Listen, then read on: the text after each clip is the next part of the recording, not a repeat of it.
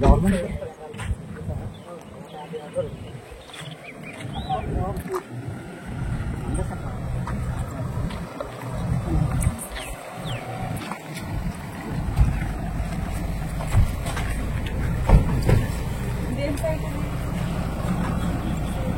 నమస్తే మేడం.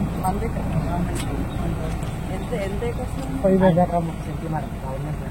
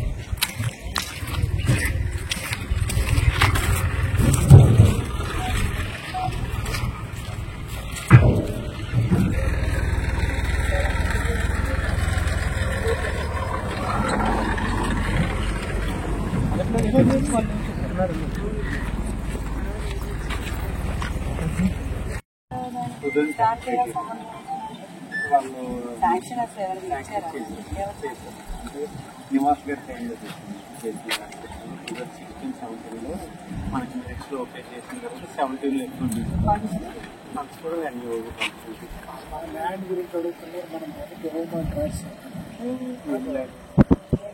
ఎన్ని అవుతుంది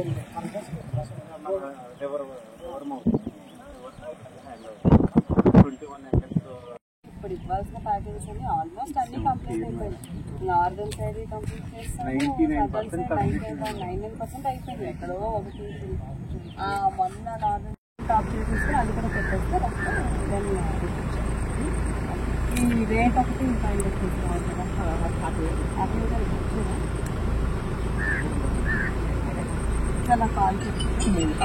ఎనీవేస్ ఇప్పుడు అంతా ఓన్లీ 20 MT కదా. సో ఒక వెహికల్ సైజ్ అవుతుంది. 90% అంటే మీకు కెపాసిటీ పెరిగిన కొద్దీ వెహికల్ పెరుగుతుంది. దానికైనా ఫిక్స్ చేసేస్తే ఫ్రెష్ నాకు declare the rate. So 1:1 price మనకి సోర్స్ కూడా సేమ్ రేట్. కంపెనీ మెంబర్స్ అందరికీ అయితే తీసుకోవాలి. మేము ఏది ఎంత క్వాంటిటీ ఉన్నది ఇంకా మేము అసెప్టైన్ చేయలేదు. So that will be done by tonight. ఒకసారి ఇక్కడ ఎగ్జిస్టింగ్ ఈ డంప్స్ శాండ్ డిపోస్ లోని ప్రస్తుతానికి మనకి ఎంత శాండ్ అనేది స్టాక్ యాజ్ ఆఫ్ టుడే ఎంత ఉందో మేము ఫస్ట్ పంచనామా కడుతున్నాము.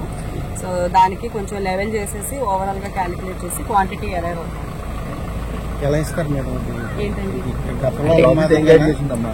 అది ఇంకా సో ఫస్ట్ ఇనీషియల్ గా ఏంటంటే సో ఇనీషియల్ గా ఫస్ట్ 3 months కూడా ప్రతి మనిషికి ఆధార్ కార్డు దీని ప్రకారము 20 MT మాత్రమే ఇస్తాము. So 20 MT per person per Aadhaar. And sand utilization కూడా ఇప్పుడు మనకి రాజమండ్రి నుంచి వస్తుంది శాండ్. సో దాని ప్రకారం మళ్ళీ ఎంత ట్రాన్స్పోర్టేషన్ ఛార్జెస్ ఇవన్నీ కలిపేసి మరి ఎంపీ ఛార్జ్ ఎంత వస్తుందో కూడా మేము డిసైడ్ చేసి మీకు రేపు ఇన్ఫార్మ్ చేస్తాం. I will give it tomorrow. అది మాత్రమే కాకుండా యూటిలైజేషన్ ఇప్పుడు సపోజ్ అనకాపల్లి జిల్లా వాళ్ళు ఇక్కడ తీసుకుంటే ఈ ఆధార్ బేస్డ్ మీద ఇక్కడే వాళ్ళు యూటిలైజ్ చేయాలి. సో ఇక్కడ కొనుక్కొని వైజాగ్ లో కట్టుకోవడము దాన్ని యూటిలైజ్ చేయడానికి వీల్లేదు.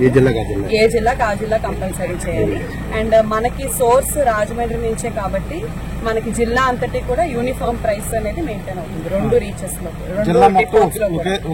1 district 1 rate. 3 యార్డ్లు 2 ఉన్నాయి.